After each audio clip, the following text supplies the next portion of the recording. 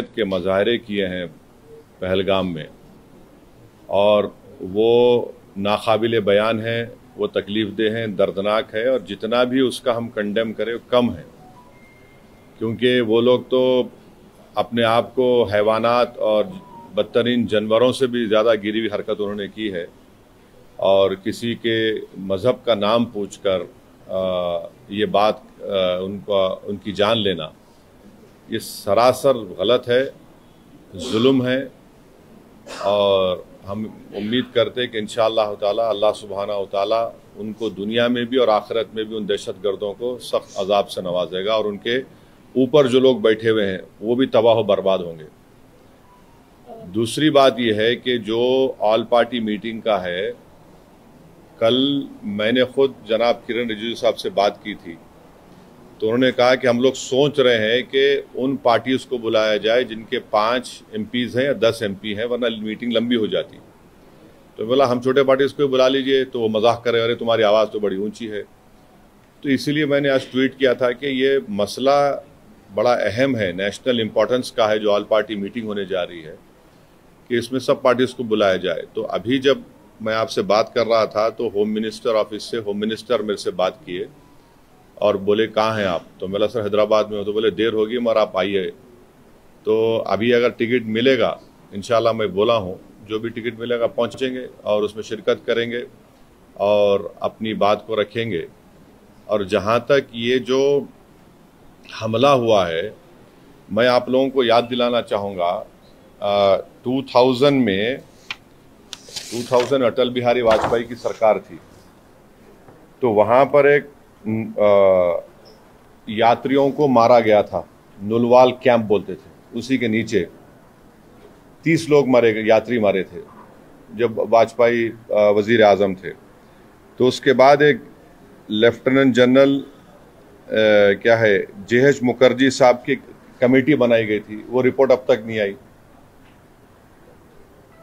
तो ये ऐसा नहीं है कि इन्होंने इस जगह का पहले इंतखाब किया। दूसरी बात यह कि जिस जगह पर इतने टूरिस्ट हैं वहां पर एक पुलिस वाला नहीं है, एक CRPF का कैंप नहीं है, कोई सिक्योरिटी के लोग नहीं है। तीसरा यह है कि जो वहां पर जो क्विक रिएक्शन टीम थी, CRPF के 2 यूनिट है, जो उनको ऊपर जाने में 1.25 घंटा लगा, और इन कमीनों हरामजादों ने जो हरकत की वहां पर नाम पूछकर गोली मारे, समुदाय पूछकर मारे।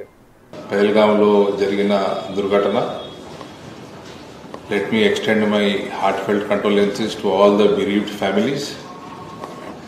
Their sacrifice definitely is not going waste. Their sacrifice has unified the country like never before.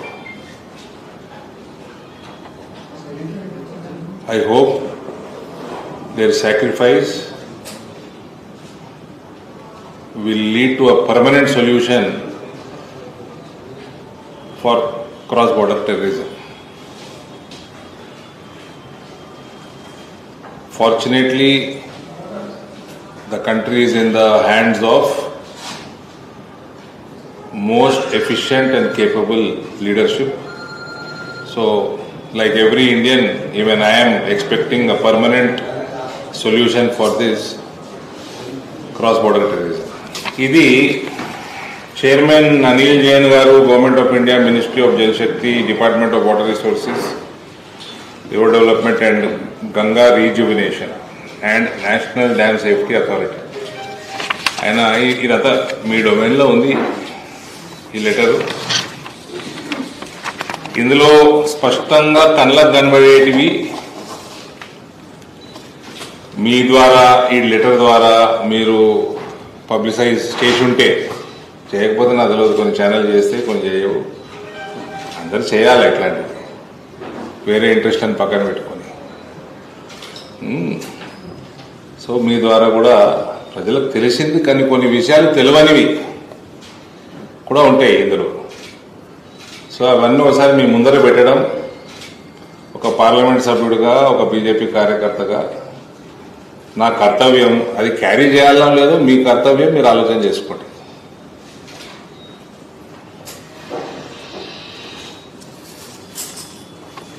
దీంట్లో టోటల్ రిపోర్ట్ చాలా 170 పేజీల రిపోర్ట్ ఉందని అందులో కొన్ని బ్రీఫ్ అంశాలు, ఇంపార్టెంట్ అంశాలు మీ ముందర పెడతాను. దాని తర్వాత కనబడాలి కూడా మీ ముందర కొన్ని పెట్టడానికి ప్రయత్నం చేస్తాం.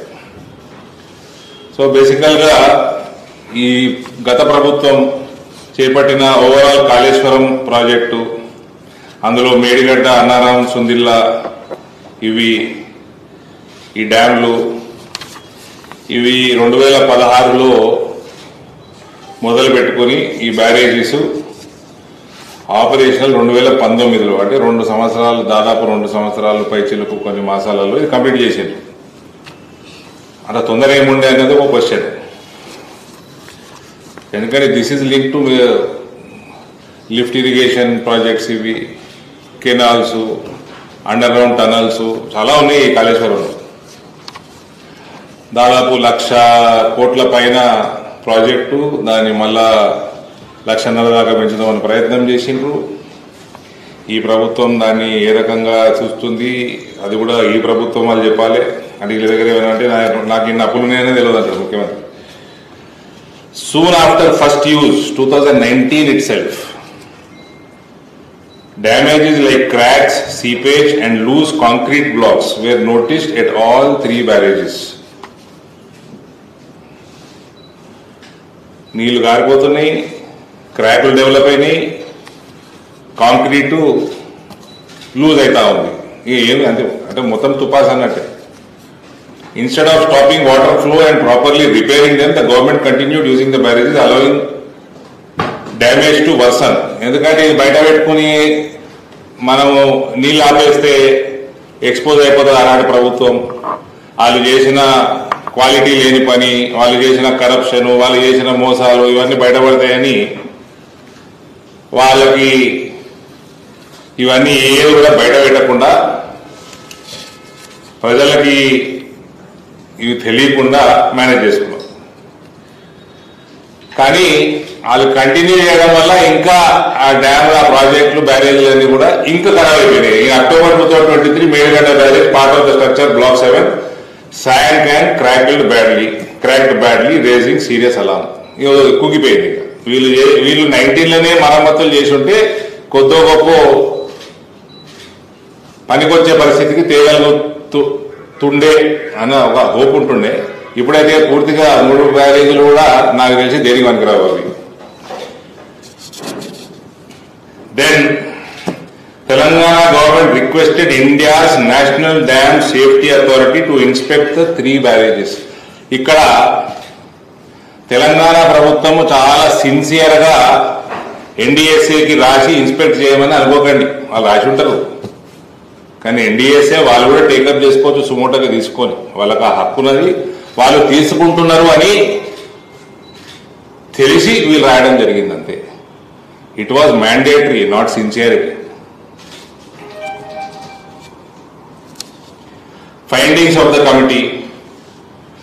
The report clearly attributes multiple failures on multiple fronts to the state government departments, particularly irrigation, common area development, Department of Telangana. Tarvata